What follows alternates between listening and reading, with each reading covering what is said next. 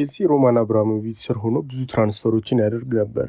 ግን ሮማን አብራሞቪች ከዩክሬን ጦርነት በኋላ ከቼልሲ እንዲወጣ ተደርጎ ነበረ። ያኔም ክሪሌክ እና ቶድ ቦሊ ወደ ቼልሲ መጡ። እነሱም መጥተው ከሮማን አብራሞቪች ብዙም ያልተለየ ትራንስፈር ኤክስፔንዲቸር ነበር ያሳዩን። በዛም ላይ ወደ 2 ቢሊዮን ያህል ኢንቨስትመንት አድርገዋል ክለቡ ላይ ብቻ። እና መጀመሪያ ትራንስፈር ያደረጓቸው 10 ተጫዋቾች እነማን ነበሩ? የት ደረሱ? ይህን በዚህ ቪዲዮ ላይ የምናየው ይሆናል። ራሂም ስተርሊንግ ቀስ በቀስ ራሱን ጆርኒማን አድርጓል። ከኪፒአር አካዳሚ ሊቨርፑል ስተርሊንግን ይዞት አመጣው። ለዴቨሎፕመንትም አሪፍ ፕላትፎርም አዘጋጅተውለት ነበረ። እየቆየም ከስተሪጅ እና ሱዋሬዝ ጋር አሪፍ ጥምረት ፈጥሮ መጫወት ጀምሮም ነበረ። ጎልደን ቦይ አዋርድም በጊዜው በልቶ ነበረ። ግን የብር ጉዳይ አጣልቶት ከሊቨርፑል ጋር ኮንትራክት ሳያራዝም 2015 ሰመር ጋር ወደ ማንቸስተር ሲቲ ሊፈርም ቻለ። በመጀመሪያውም አመት 6 ጎል ብቻ በማስቆጠር ፍሎፕ እየተባለ ነበረ። ግን ጋርዲዮላ ኖስ ሃው ቱ ጌት ዘ ቤስት አውት ኦፍ ፕሌየርስ እናም ኢቨን ዞ ሂ ዋዝንት ዘ ሞስት ኢዚ ኦን ዘ አይ ዊንገር ሂ ስኮርድ በጣም ብዙ ጎል እያስቆጠረ ነበረ። በቦታ መገኘት መማር ከፈለክ እንደ ዊንገር ስተርሊንግ ሲቲ እያለ እንዴት እየተጫወተ እንደነበር መመልከት በቂ ነው። 131 ጎሎችም በአጠቃላይ አስቆጥሮ ፕሪሚየር ሊግ እና ዶሜስቲክ ካፕ እንዳለ ዋንጮቹን ሰበሰበ። ቼልሲም በአዲስ ኦነሮች የፕሮጀክቱ ፌስ እንዲሆን አስፈረሙት። ነገር ግን ምንም ሪተርን አላሳየም። ጭራሽ ቼልሲ ኃይለኛ ውድቀት ላይ ሆኑ። 12ኛ በመጨረስ 6 ጎል ብቻ አስቆጠረ። ከጎል ውጭ ደግሞ በጣም መጥፎ ፐርፎርማንስ እያሳየ ነበር። ለዛም ነው ቼልሲ ይሄን አይተው በሱ እንደማይቀጥሉ ስላወቁ ከሱ በኋላ ሙድሪክ፣ ጊትንስ፣ ጋርናቾ፣ ሳንቾ፣ ጃክሰን ሁላ ግራ ክንፍ ላይ ይጫወታል። እንኩንኩም እንደዛው ተጫውተዋል። በዛ ቦታ ፔድሮ ኔቶና ማዱዊኪን ሁላ መጨመር እንችላለን። ብዙ ይናገራል። ይሄም ቼልሲ እንዳልፈለጉት አምና ቦምብ ስኳድ ውስጥ ከተውት አርሴናል በውሰት ወሰዱት። ነገር ግን ሙሉ አመት 1 ጎል አስቆጠረ። እሱም ካፕ ላይ ነበር ያስቆጠረው። ፕላስ እድልም ሁላ እየተሰጠው አልነበረም። ተመልሶ ቼልሲ ቢመጣም ከፉልሃም ጋር ለመሸጥ ቼልሲ ቢስማማም ስተርሊንግ ከ350,000 ፓውንድ ደሞዝ ምንም እንዲቆረጥበት ስላልፈለገ ብቻውን ትሬኒንግ እየሰራ ይገኛል። ቶድ ቦይሊም ኦድ ጆብስን ከጂንታማ ቀጠሩና ቤቱን ዘርፎ ትንሽ ብር እንዲመልሱለት ነው መሰለኝ ቤቱን አዘረፈባቸው። ኤፍኤፍፒ እንደምንም ብለን እንግዲህ ፖዚቲቭ ማምጣት አለብን አይደል እንጂ። እና አሁን ብቻውን ትሬኒንግ እየሰራ ይገኛል እዛው ክለብ ውስጥ። ካሊዱ ኩሉባሊ ይሄ ናፖሊ እያለ በዓለም እንደ ቶፕ ሴንተር ባክ ይታይ የነበረ ተጫዋች ነው። ማይፈልገው አልነበረም። ከዩናይትድ፣ አርሴናል፣ ሲቲ፣ ማድሪድ፣ ፒኤስጂ፣ ባየርን አላ ይሄ ቪዲዮ ራሱ ኢንተርኔት ላይ ስፓም ስለሚደረግለት ደጋፊዎች አያንገራግሩም ወዴትም ቢገባ ማለት ነው። ቼልሲም ቶድ ቦሊ እየሮጠ ይሄን ልጅ ሊያመጣ አለ ከናፖሊ ጋር ተስማማ። ቼልሲም ሲመጣ ቆንጆ አጀማመር አድርጎ ነበር አለ አት ባትል ኦፍ ዘ ብሪጅ ላይ ምርጥ ቮሊ ቶተናም ላይ አስቆጥሮ በቃ ፎያ ብለው ነበረ። ከዛ ግን ክለቡም ዋዠቀ። እሱም ኤክስፔሪየንሱን ምንም ሊያሳይ አልቻለም። ምንም ቲያጎ ሲልቫ ባይኖር ያን አመት ቼልሲ ሬሌጌትድ ሊሆን ላይ ይችል ነበረ። ማይሆን ሰዓት ነበረ የመጣው ኩሊባሊ። ምክንያቱም ሌላ ጊዜ ቢሆን ናፖሊ ያሳየንን ጨዋታ ፓወር፣ ስትሬንግስ ፕሪሚየር ሊግ ላይ ያሳየን ነበረ። ሳውዲ ሲፈልጉት ቼልሲም አላንገራገረም፣ ወዲያውኑ ሸጡት። እዛም አሪፍ ነው። አልሂላል ጋር በመጀመሪያ አመቱ ሳውዲ ፕሮፌሽናል ሊግ ቻምፒየን ሆነ። ክለብ ወርልድ ካፕ ላይም ኳርተር ፋይናል ሲደርሱ ማንቸስተር ሲቲ ላይ ጎል አስቆጥሮ ጥሏቸው ነበረ። አስተያየታችሁን እስቲ ኮመንት ላይ አስቀምጡልኝ። ቪዲዮን ላይክ፣ ሼር አድርጉላችሁ ለጓደኞቻችሁ። ሰብስክራይብ ማድረግ አትርሱ። ኦማሪ ሃችንሰን ይህን ቪዲዮ ድሮ ያላየው ሰው አልነበረም። ካላየውም ይኸው እዚህ ጋር እና ለአርሴናል ተስፋ የተጣለበት ተጫዋች ነበረ። ቼልሲ ግን በፍሪ ትራንስፈር አስፈርሞ የግላቸው አደረጉት። እውነት በችሎታው አምነውበት ሳይሆን ብር ማምጫ መንገድ ስለሚሆን ነው። ለኢፕስዊች ቻምፒዮንሺፕ በውሰት ሰጡት። እዛም 10 ጎልና 5 አሲስት ሲያደርግ ኢፕስዊች መግዛት እንችላለን ሲሏቸው 23.5 ሚሊዮን አምጡ የግላችሁ ይሆናል ልጁ ብለው ኢፕስዊች ሸጡላቸው። ፕሪሚየር ሊግ ያን ያህል ምንም የሚያስገርም ነገር አላደረገም፣ ግን ታለንቱ ይታወቃል ዩዝ ሌቭል ላይ ያለ። ስለዚህ ኢፕስዊች ሲወርዱ ኖቲንጋም ፎረስት ኢላንጋን ስላጡ 43.4 ሚሊዮን አመጡት። ቸርኪ በ35 ሚሊዮን ዩሮ ነው የመጣው። ማይንጁ እናየዋለን እስኪ ብሬክ እንዴት እንደሚያደርግ ስታርቲንግ ስፓቱን ለማግኘት። ጋብሪኤል ስሎኒና የቼልሲ ደጋፊ ይኸው ከኮርቷ በኋላ በረኛ አላገኘው። በተለይ ኬፓን ካዩ በኋላ ኑሮ እንደማይቀል አውቀዋል። ሜንዲ አንድ አመት አሪፍ ነበረ፣ ግን የቼልሲ ዲፌንስ ምርጥ ስለሆነም ነው ከበር ያደረጉለት። ስሎኒና ተስፋ ተደርጎ ነበር ያኔ በ17-18 አመቱ ነበር በ9.1 ሚሊዮን ዩሮ ሲያስፈርሙት። ለአንደር 21 አሪፍ ቢጫወትም ወደ ዋናው ቡድን ሰብሮ መግባት አልቻለም። ፔትሮቪች ሌላ ከአሜሪካ መጣ፣ እሱም ምርጥ ባይሆንም ሳንቼዝ ነበር፣ ከዛ ዮርገንሰን፣ ሁሉም ምርጥ አይደሉም እውነት ለመናገር። እሱም ቤልጅየም ዩፐን እና እዛው እንግሊዝ ላይ ባርንስሌ ቢጫወትም አውትስታንዲንግ አልነበረም። ቼልሲ ውስጥ ይገኛል አሁን ቤንች ላይ አታጡትም። ለአሜሪካ ዋና ቡድንም ይጠራል፣ ነገር ግን ሶስተኛ በረኛ እንጂ ቻንስ እየተሰጠው አይደለም። ማይክ ፔንደርስ ደግሞ ቀጣይ አመት ከስትራስቡርግ መምጣታቸው አይቀርም። ዘኔክስ ኮርቷ ተስፋው እንጃለት ስሎኒና።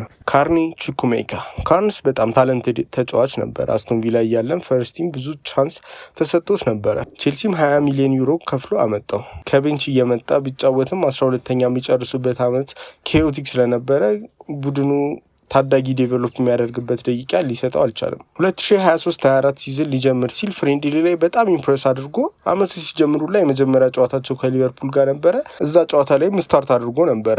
ቀጣይ ጨዋታ ከዌስትሃም ጋር ነበር። እችን ድንቅ ጎል አስቆጥሮ እስቲ በእናታችሁ ሁሉም የቼልሲ ደጋፊ ተስፋ አድርጎ ነበረ በቃ አሪፍ 10 ቁጥር አገኘም ብለው፣ ግን ተጎዳ። ደጋፊዎቹ አላዘኑም፣ ምክንያቱም ቼልሲ ቹኩሜካን ጉዳት ሲያይ ወዲያውኑ ኮል ፓልመርን ለማስፈረም ማርኬት ውስጥ ገብቶ አስፈረሙት። ግን የቹኩሜካ ዲቨሎፕመንት በሱ ምክንያት ታገደ። ካፕ ላይ ሁላ አሪፍ ፐርፎርም ቢያደርግም ያን ኮል ፓልመር ማንም ቤንች ማድረግ አይችልም እውነት ለመናገር ማንም፣ እንኳን ካርኒ። ቀጣይ ዓመትም ፌብሩዋሪ ላይ ዶርትመንድ ውሰት ዊዛን ኦፕሽን ዱባይ ወሰዱትና 20 ሚሊዮናቸውን ቼልሲ መለሱ። ቻምፒየንስ ሊግ ላይም ዘንድሮ ጎል አስቆጥሯል። ቡንደስሊጋ ላይም ራሱን ስታብሊሽድ ስታርተር ለማድረግ እየሞከረ ነው። ማርክ ኩኩሬላ አርጉዌብሊ ዘ ቤስት ሌፍት ባክ ኢን ዘ ወርልድ ሲፈርም ግን በስማም ከዛ በጣም የራቀ ተጫዋች ነበር። 60 ሚሊዮን ዩሮ አውጥቶ ቼልሲ አመጡት ከእህት ክለብ ብራይተን። አይ ዶንት ኖ ምናልባት ቺልዌልን አይተህ ሌፍት ዊንግ ባክ ላይ ኩኩሬላ እዛ ቦታ ላይ ሲጮት በጣም ዲፌንሲቭ ስለሆነ ጎል ማስቆጠርም አቆመ በዛ ምክንያት። ፕለስ he wasn't really bringing much to his game። ያ አመት ካለፈ በኋላ ራሱ ማትሰን ቺልዌል እንጂ ኩኩሬላ እንዲጫወት የሚፈልግ የቼልሲ ደጋፊ አልነበረም። ቺልዌል ግን ጉዳቱ ማያልቅ ሆነ እና ማትሰን ዲፌንሲቭሊ ኬዮቲክ ስለነበረ ፖቼቲኖ ሲመጣ እድል አገኘ።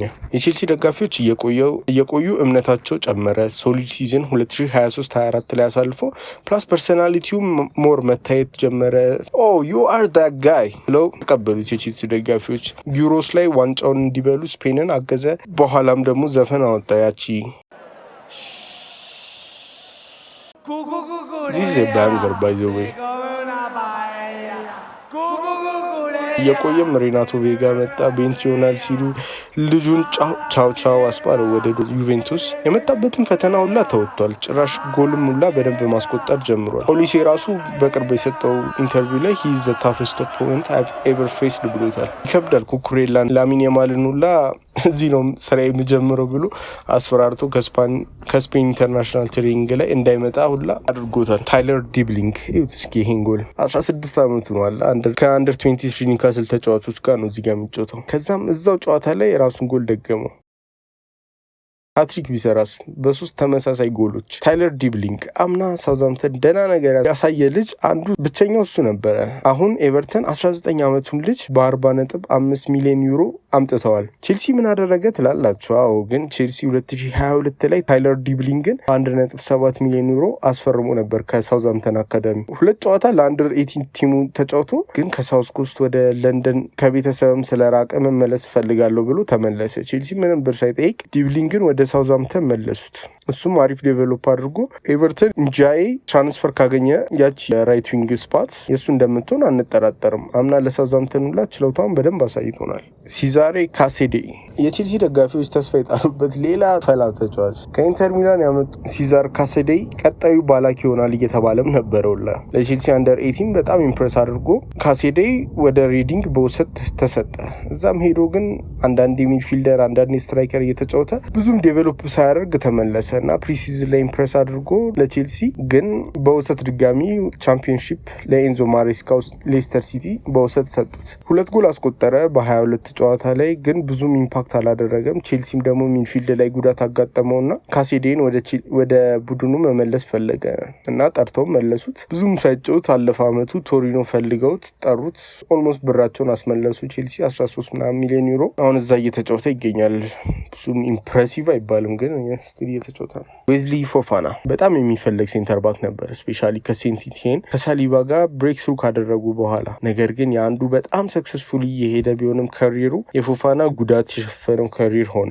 ሌስተር እያለ ዘቤስ ሴንተር ባክ ነበር እውነት ለመናገር ከሩቤን ዲያዝ እና ከቨርጅል ቫንዳይክ ፕሮባብሊ በኋላ እሱ ነበር አንድ ትልቅ ሴንተር ባክ የሚባለው። ቼልሲ ጉዳት ላይ ቢሆንም 75 ሚሊዮን ተጫዋች ለልጁ ፎጭ አድርገው ከፈሉ። ክሪስተንሰን እና ሩዲገር በነፃ መውጣታቸው ሌላ ምክንያት ቢሆንም ሴፕቴምበር ላይ ከዌስትሃም ጋር ስታርት አደረገ። ከዛም ቻምፒየንስ ሊግ ላይ ቱቼል ከመባረሩ የመጨረሻው ጨዋታ ላይ ከዲናሞ ዛግሬብ ጋር ጥሩ አልተጫወትም። የመጀመሪያ ጎሉ ሚላን ላይ አስቆጥሮ ሂዝ ባክ ሲሉ ከዛ ይጎዳል፣ ይመጣል፣ ከዛ ይጎዳል፣ ከዛ ይመጣል። ኤንዞ ለምን ሰደበኝ ብሎ ያለቃቅሳል፣ ከዛ ይጎዳል። ከዛ ማርሴይ መሄድ እንደሚፈልግ ይናገራል፣ ከዛ ይጎዳል።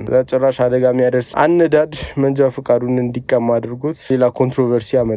ከዛም ደግሞ ይጎዳል። ከዛም መጥቶ አሪፍ እኮ ነው የሚጫወተው አላ መጥፎ ልጅ ነው እያልኩኝ ሳይሆን ሲጫወት አሪፍ ነው፣ ግን ከሁለት ጨዋታ በኋላ ቀጣዩን ጨዋታ እንደሚጎዳ ኦልሞስት ጋራንቲድ ነው። ኢፍ ሂ ካን ኪፕ ሂምሰልፍ ፊት ሂ ካን ቢ ቶፕ።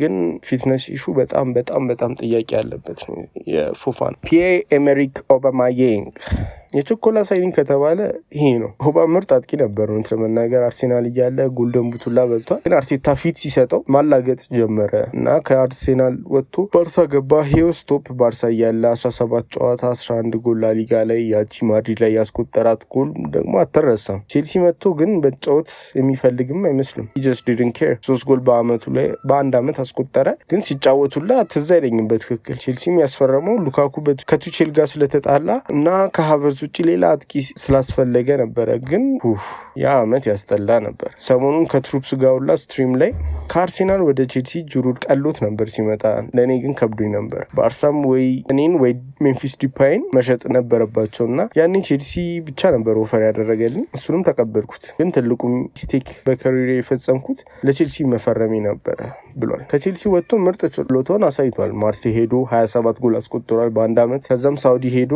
አሪፍ ሲዝን አሳልፎ ነበር ለአልቃዲሲያ ቡቸርድ ዘ ፋክን ፕሮናንሴሽን። ከዛም አሪፍ ጊዜ አሳለፈ። ተመልሶ ወደ ማርሴይ ሄዶ አሪፍ ሲዝን እያከናወነ ይገኛል። አሁን እነዚህ ነበሩ የቼልሲ የመጀመሪያ ሰመር ትራንስፈር ዊንዶ ላይ ያስፈረሟቸው ተጫዋቾች። አሁን የቀሩት ማነው? ፎፋና፣ ስሎኒና እና ኩኩሬላ ናቸው። ሌሎቹ አይ ዶንት ቲንክ ስተርሊንግም አለ ግን ኦብቪየስሊ እና ያስታውቃል። ያኔ በጣም የችኮላ ግዢ እየፈጸሙ ነበረ ቼልሲዎች አለ። ያኔ ስፖርቲንግ ዳይሬክተር ምናምን አልነበራቸውም። እነ ሎረንት ስቱዋርት እና ፖል አልነበሩም ሁለቱም።